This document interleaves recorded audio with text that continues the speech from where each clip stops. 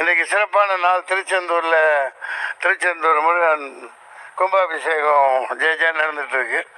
திருச்செந்தூர் கடலோரத்தில் செந்தில் நாதன் அரசாங்கம் தேடி தேடி வருவோர்க்கெல்லாம் தினமும் கூடும் தெய்வாம்சம். திருச்செந்தூர் கடலோரத்தில் செந்தில் நாதன் அரசாங்கம் தேடி தேடி வருவோர்க்கெல்லாம் தினமும் கூடும் தெய்வாம்சம். அசுரரை வென்ற இடம் இது, தேவரை காத்த இடம். அசுரரை வென்ற இடம் இது, தேவரை காத்த இடம். அற்புதமான லொகேஷன் பாருங்க. திருச்செந்தூர் மலை மாதிரியே பாருங்க. என்னப்பா அது என்னப்பா 2 மலமா இருக்குதுப்பா.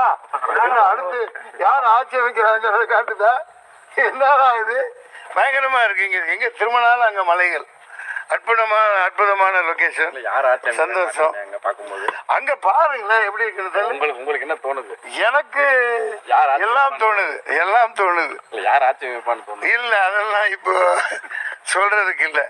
மக்கள் யாரு அதிகமா யாருக்கு ஓட்டு போறாங்களோ அவங்கதான் ஜெயிப்பாங்க. கண்டிப்பா ஒரு புரட்சியும் போராட்டமும் ஒரு பயங்கரமான சண்டையும் இருக்கு. ஆமா. இப்போ சொன்ன மாதிரி மதுரைக்கும் சினிமாவுக்கும் ஒரு சம்பவம் வந்திருக்கு. மிகப்பெரிய சம்பவம். ஆரம்பத்துல இருந்து நானும் மதுரைக்காரன் தானே. திண்டுக்கல் பிரிச்சு விட்டாங்க. புறக்கையில மதுரை டிஸ்ட்ரிக்ட், இப்போ திண்டுக்கல் டிஸ்ட்ரிக்ட், ஜவாதிபட்டி ஒட்டஞ்சத்திலிருந்து கிட்ட. ஆமா. அரசியல் பயணங்கள் எப்படி போயிட்டு இருக்கு? அரசியல் பயணங்கள் பூதாகரமா இறங்க வேண்டியிருக்கும். நேரம் வந்துருச்சு. அதற்கான தேவை இருக்குது. ஆமா. தம்பி விஜய் இப்போ என்ன போறாரு?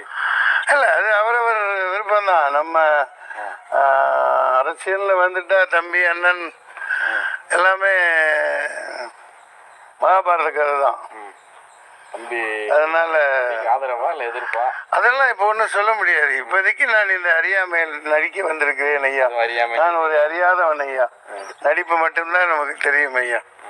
ஆமா. இன்னைக்கு வந்துட்டு ஒரு போதை கலாச்சாரம் இருக்கு. ஸ்ரீகாந்த் அரெஸ்ட் பண்ணிக்கிறாங்க, கிருஷ்ணா அரெஸ்ட் பண்ணிக்கிறாங்க. கொக்கைன் பார்ட்டின்றது உண்மைக்கே இதுல உங்களுடைய குரூப்ல இருக்குதா?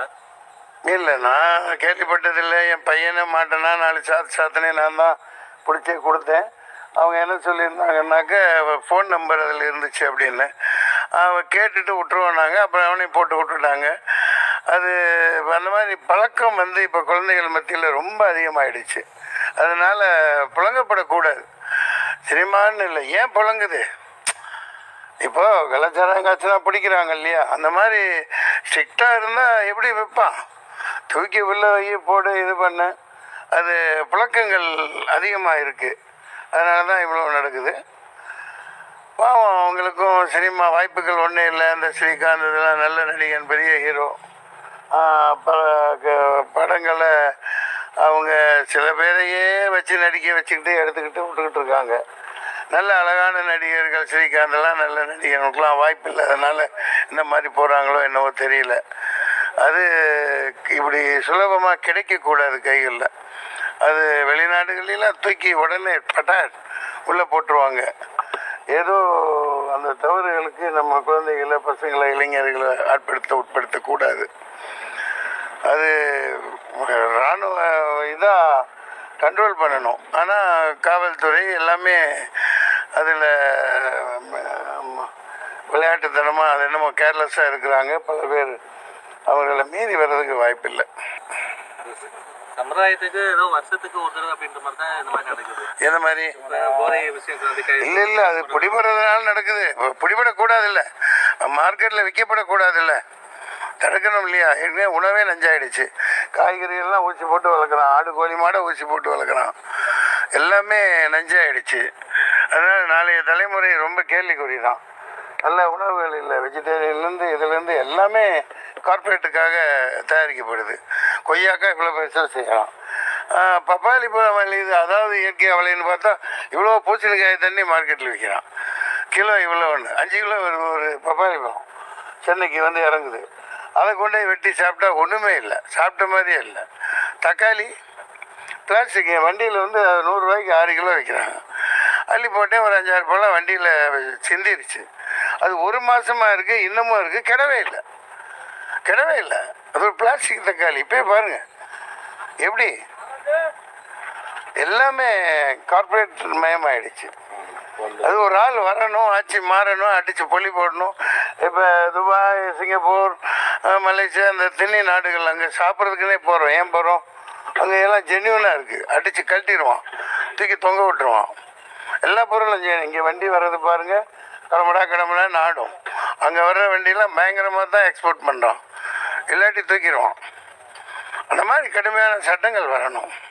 சிவகங்கையில லாக்அப் டெத் கேள்விப்பட்டிருப்பீங்க.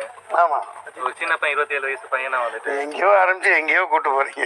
வாங்க வாங்க, ரொம்ப தவறு தவறு. செயல்பாடு எப்படி? அது இதெல்லாம் பார்த்துட்டுலாம் இருக்கக்கூடாது.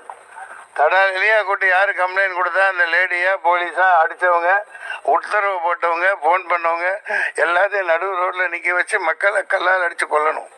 ஒரே நாள் முடிஞ்சு மேட்ரு. அடித்து கொள்றாங்க, எஃப்ஐஆர் போடலாம், கொண்டு போய் உள்ளே வைக்கலாம், என்கொயரி பண்ணலாம். முறைப்படி தான் நான் பண்ணணும், இப்படி பண்ணக்கூடாது இல்லையா? யார் அது? ரொம்ப ரத்தம் கொதிக்குது. இந்த மாதிரி கேள்வி கேட்குறது, சிபிஐ பண்ணுறது, சிஐடி பண்ணுறது, இந்த விசாரணை, வெள்ளை பூண்டு, வெள்ளம், இதெல்லாம் ஒரு மயிரும் வேலைக்கு ஆகாது.